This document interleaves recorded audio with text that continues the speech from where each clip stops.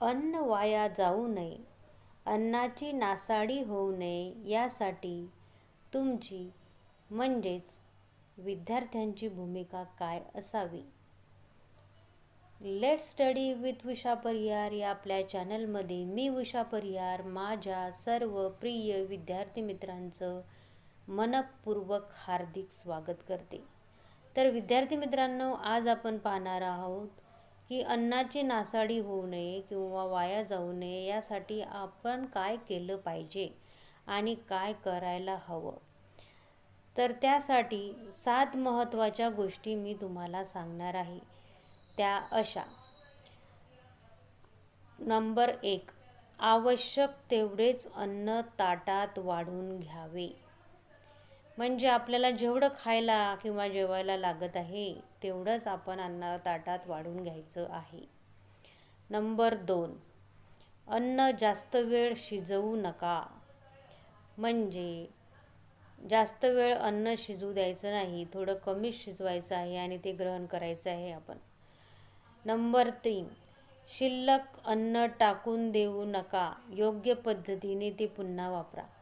शिल्लक राहिलेलं अन्न एकतर आपण गुरांना देऊ शकतो किंवा गरजू व्यक्तींना देऊ शकतो. त्यानंतर नंबर 4, आवश्यक तेवढेच अन्नधान्य, फळे, भाज्या यांची खरेदी करा. अधिक खरेदीचा मोह टाळा. जास्तीचं अन्नधान्य किंवा फळे भाज्या आणून ते खराब होऊ शकतात, म्हणून आवश्यक तेवढंच विकत घ्या किंवा खरेदी करा. नंबर 5, अन्नधान्य व इतर तत्सम पदार्थाची योग्य पद्धतीने साठवणूक करा. जसं उदाहरणार्थ फळे, भाज्या, दूध इत्यादी. म्हणजे ते जास्त वेळ टिकेल अशा पद्धतीने त्याचा साठा तेवढाच ठेवा. नंबर 6, हवाबंद डबे, बाटल्यांमधील पदार्थाची वापरण्यायोग्य तारीख पाहून घ्या व तारखेपूर्वीच ते पदार्थ वापरा.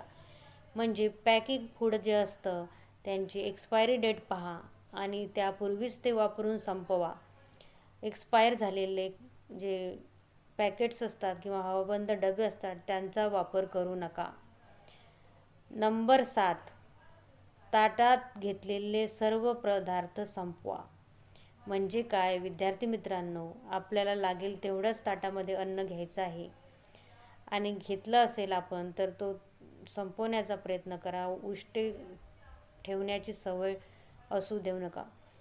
असे केल्यामुळे काय होईल की आपल्याला एक चांगली सवय लागेल, अन्नाची नासाडी होणार नाही आणि गरजू व्यक्तीला अन्न मिळेल आणि त्यामुळे आपण अन्न वाचवण्यासाठी